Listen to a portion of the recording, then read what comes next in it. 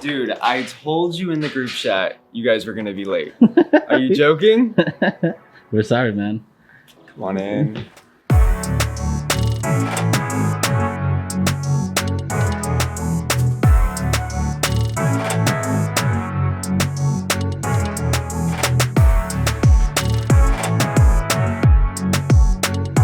This is really cool.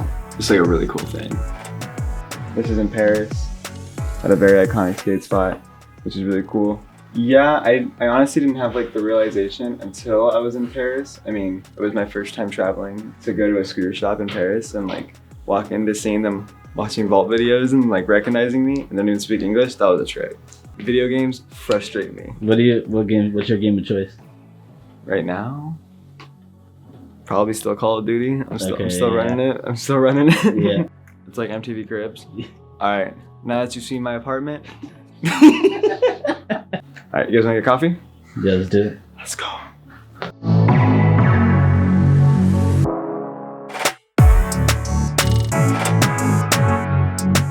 I mean, I lived in Palm Springs for like 16 years. Right after my junior year of high school, my mom just randomly was like, we're moving. She wanted to move to the beach. So she pulled this out and moved us to Oceanside, to San Diego. To throw me into a brand new school in a brand new city with nobody I know my last year of high school, I wouldn't necessarily say is ideal, but I think it helped me. It gave me tools that I needed later in life. You know, being able to walk into a classroom and not know anybody is pretty nerve-wracking, but me doing it helped me. As a kid, I was really small. I was a lot, smaller than the majority of my friends, which is fine. Everybody's different, But it made riding bikes a little bit more difficult just because a BMX bike is fairly heavy, And it wasn't until my friend Jesus, which is the one that worked at the vault that got me hired, the one that I would come out and visit out here, he actually introduced me to scootering. Razer Pro model from Toys R Us. That was what we did. And if you think about it, a scooter is really like a combination of a bike and a skateboard. And since I could do both, scootering came very natural to me. I started to realize that there wasn't a lot of people who did it, especially looking back 10 years ago. Like there was people making videos. The Australian scene was really where scootering was striving at the time. And I really started to grow a passion for something. It was like what I wanted to do every day and all day. But since I realized that there wasn't a lot of people that did it, I realized that I was in some way an outcast, Looking back at it, I think I did like that it was different and it made me stand out from everybody else. 13 or 14 is really when I started to take it more serious. Started getting some friends that scootered. We had a camera, we make little videos and stuff like that. And we'd be out from 8 or 9 in the morning to like 8 or 9 at night. And it was like a blast. But I also had a lot of freedom as a kid because I grew up with like a single mom who worked 2 jobs. It was probably a year or 2 working into the vault where people that I went to school with, or maybe like relatives, or even like friends started to realize that I was actually taking this somewhere, Gaining a following and starting to actually travel was probably when people started to realize that I made something of this. All right, so coffee's on you.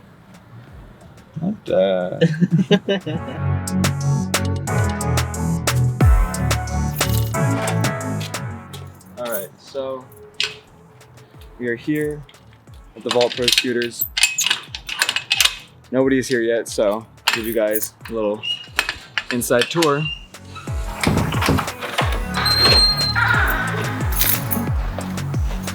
Oh, it's so dark in here.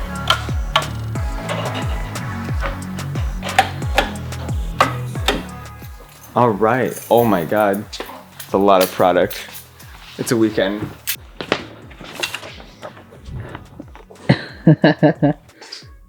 That's you. It's me. My mom was really proud. It's on our fridge.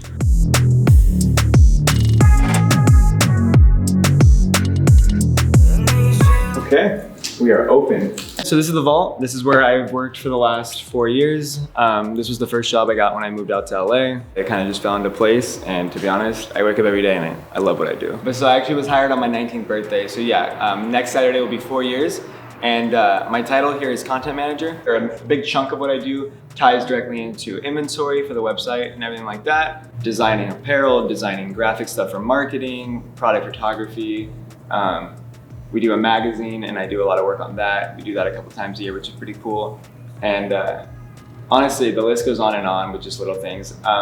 One thing that I do like about the Vault is a ton of the employees wear a lot of hats, you know? A lot of people here have multiple responsibilities, and I like that. It's really cool. You know, if you have an interest and you want to learn something, my boss here is pretty willing to let you try to learn that.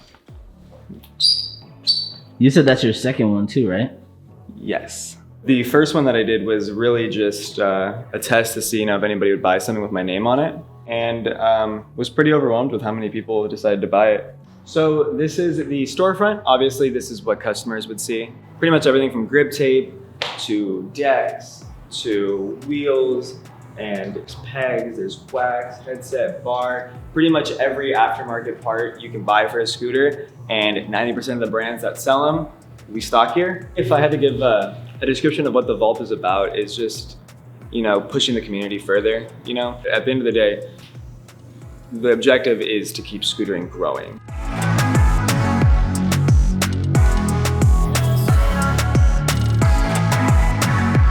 I still can't believe that I work with Razer as a whole. They are pretty much the go-to brand for introducing kids to so many different things, not just scootering. It's still pushing the sport further and further every day. Without Razer, I honestly don't think the sport would be where it's at. They started and they fueled the fire a few years ago in the early stages of scootering, and they really invested in it and had a pro team, and were pumping out DVDs and pro parts and stuff, and they really started the wave. And since then, obviously, other brands have come around, and the sport has just grown to a point now where, you know, when a kid wants to buy a scooter, he has 10, 20, 30 different options to look at. And at one point it wasn't like that. All right, so I will give you guys a quick tour of the warehouse. Honestly, we have everything from this rack being, you know, complete scooters and whatnot, to this whole rack being nothing but decks. So we just got this order in. A lot of, I call these commuter scooters, you know? A lot of people who are buying scooters just to get from point A to point B, bus stop to bus stop. So many wheels. And it's like eye candy, you know? So for the most part, that's the warehouse. Oh my God, there's a scooter there, sorry. The scooter shop, there's scooters everywhere.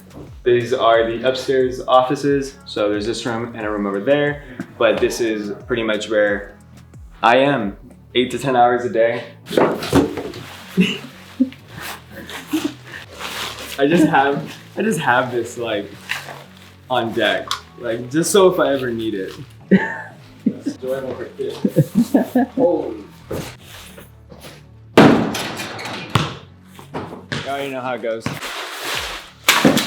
It's all good, we're good. All right. Wow, so pretty. This is where the magic happens, boys. You think working here has gotten you more comfortable in front of the camera? Oh, dude, 100%. I go back and I watch some of the first videos that I did. Bro. Watching it grow and grow and grow. And I mean, we have the 100K plaque right there. And I still hope to one day see the million subscriber plaque come through. And so how long do you think it's gonna take Ride Razer to get to that point? I don't know.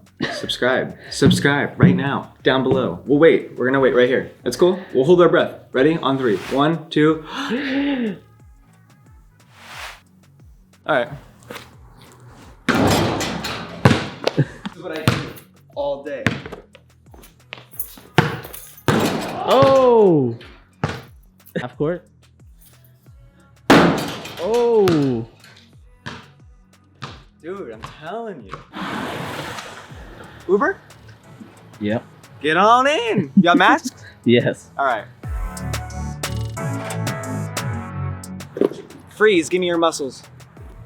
All right, so we just finished up work and we just pulled up to a laundry skate park, which is pretty much where I ride most of the time out here. So I'm gonna try to get a session in and just have a little bit of fun.